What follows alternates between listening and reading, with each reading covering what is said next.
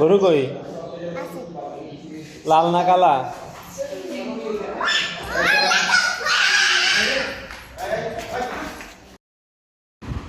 গরুটা দেখে ভয় পায়। আমি আর রাইদা চিৎকার করছিলাম যদি গরুটা আমাদেরকে মেরে দিত। তখন মুয়াজ ভাইয়া, ফারাজ ভাইয়া কেউ ছিল না। ওমর ভাইয়া কেউ খুঁজে পাই নাই। আমাদের গ্যারেজের মধ্যে অনেকগুলো গরু ছিল। 2টা গরু খুব দুষ্ট। আমাদের গরুটা শান্ত ছিল। ফারাজ ভাইয়া অনেক ভালো গরুটাকে খাবার খাওয়াইছে।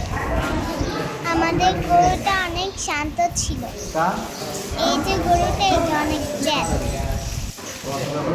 ছোট্ট সাদা গরুটা বেশি দুষ্ট।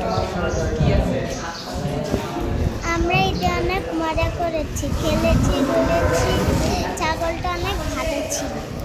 ছাগলটাকে নিয়ে আমি, রাইদা, রাফা, পুতুপা সবাই ঘাস খাওয়াই। কোরবানির ঈদটা যদি আবার আসে আমরা আনন্দ করব। মানহা, তুমি ঠিক বলেছ। আসলে ঈদে অনেক আনন্দ হয়েছে। আমাদের ছাগলটা অনেক ভালো ছিল। সবগুলি গরুই চেতা ছিল। আমাদের গরুটাই শান্ত, অনেক ভালো ছিল। রাইদা সত্যি ঠিক কথা বলেছে আজ।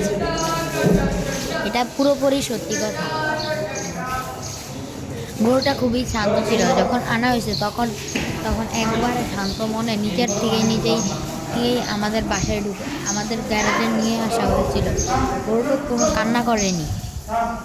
কোরবানির গরু একটু চেতা থাকলে ভালো লাগে। চ্যানেলটি সাবস্ক্রাইব করে আমাদের পাশে থাকুন।